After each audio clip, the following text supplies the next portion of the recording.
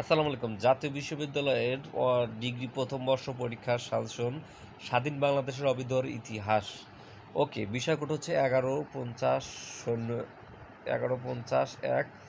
ক বিভাগের খ বিভাগ এবং গ বিভাগ তিনটা বিভাগের সাজেশনের কথা বলবো। এটা হচ্ছে ইমরান সাজেশন। যারা যারা ইমরান স্যারকে চেনেন, ইমরান সাজেশন মোটামুটি ভালো ইনশাল্লাহ কমন পড়ে।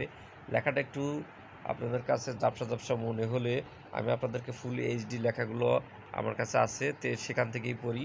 আচ্ছা, প্রথমে এখান থেকে দুই এক লাইন পড়ে যাই। অতি সংক্ষিপ্ত প্রশ্ন: বাংলাদেশের আয়তন কত? বাংলাদেশের আয়তন 1,27,570 বর্গ কিলোমিটার। 2 নম্বর, বাংলাদেশের সবচেয়ে উঁচু পর্বতমালা সিংহের নাম কি? বাংলাদেশ সবচেয়ে উচ্চতম এবং সর্বোচ্চ পর্বত শৃঙ্গ চাজিংডন, যার অপর নাম বিজয় বা মাতক মোয়াল, বান্দরবান জেলা রোমে অবস্থিত। এরপর হচ্ছে 3 নম্বরে, কোন প্রাচীন গ্রন্থে সর্বপ্রথম বঙ্গ নামের উল্লেখ পাওয়া যায়? বৈদিক সাহিত্যিক ঋগ্বেদের ঐতরণী আরণ্যক গ্রন্থে। জনপদ বলতে কি বোঝায়? 4 নম্বরে, প্রাচীনকালে সমগ্র ভূখণ্ড ক্ষুদ্র ক্ষুদ্র অংশে বিভক্ত ছিল। বিভিন্ন জনগোষ্ঠীর নাম অনুসারে এগুলোকে জনপদ হিসেবে গড়ে ওঠা হয়। আইনি আকবরী গ্রন্থ রচয়িতা শেখ আবুল ফজল। 6 নম্বরে, বাংলার জনপদগুলোর নাম কি? বঙ্গ, পূর্ণ, সূক্ষ্ম, গারো, গৌড়, সমঠাত, বরেন্দ্র, হরিকেল ইত্যাদি। যারা যারা আমাদের ভিডিও দেখতেছে অবশ্যই এই চ্যানেলটাকে সাবস্ক্রাইব করে রাখো, কারণ পরবর্তী কোনো নেক্সট আপডেট আসলে, সাজেশন আসলে অবশ্যই আপলোড করা হবে। ঠিক আছে? এবং কমেন্ট করে জানাও পরবর্তীতে কার কোন সাজেশন লাগবে এবং কে কোন ডিপার্টমেন্টে আছো। পুণ্ড কি? প্রাচীন উত্তর হচ্ছে পুণ্ড হচ্ছে প্রাচীন বাংলার একটি জনপদ। 8 নম্বরে, বাংলাদেশের দীর্ঘতম নদীর নাম মেঘনা নদী। পৃথিবীর বৃহত্তম বদ্বীপ বাংলাদেশ। পদ্মা নদী কোথায় মেঘনার সাথে মিলিত হয়েছে? চাঁদপুরে। বাংলা ভাষার উদ্ভব হয়েছে কোন ভাষা থেকে? ইন্দো ইউরোপীয় ভাষা। ওকে, এর দিকে ডান পাশে আসি।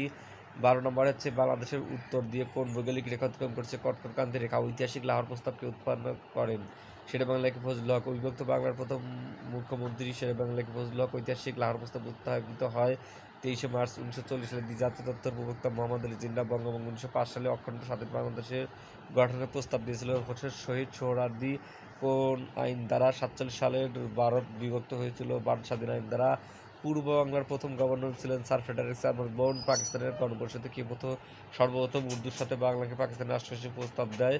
ধীরেন্দ্রনাথ দত্ত। পাকিস্তানের প্রথম সংবিধান কত সালে প্রণয়ন করা? 1956 সালে। স্বাধীন বাংলাদেশের প্রথম গভর্নর জেনারেল কে? মোহাম্মদ আলী জিন্নাহ। ওকে, এই গেল। এরপরে হচ্ছে আপনার বাকি প্রশ্নগুলো এখানে আছে।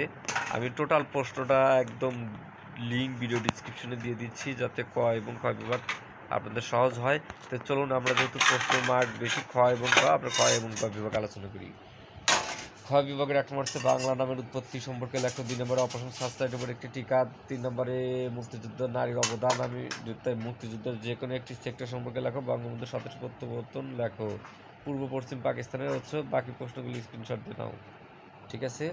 এখন গ বিভাগে যদি আসি, অল্প কিছু প্রশ্ন। বাংলাদেশের অর্থনীতিতে ভূপ্রাকৃতিক প্রভাব আলোচনা করো। বাংলাদেশের জনগণের নৃতাত্ত্বিক পরিচয় দাও। 1947 সালে ভারত বিভক্তির পটভূমি। লাহোর প্রস্তাব কি? ঔপনিবেশিক শাসন আমলে বাংলার সাম্প্রতিকতার উদ্যোগ বিকাশ। 1956 সালে পাকিস্তানি সংবিধানের প্রধান বৈশিষ্ট্য।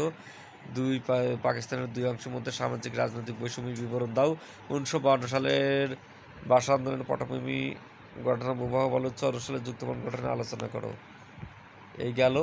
আর বাকি এই যে কিছু প্রশ্ন বিভাগের আছে, এখান থেকে দেখে নাও। দেখলে ইনশাআল্লাহ বাকি প্রশ্নগুলো পড়লে কমন পেয়ে যাবে।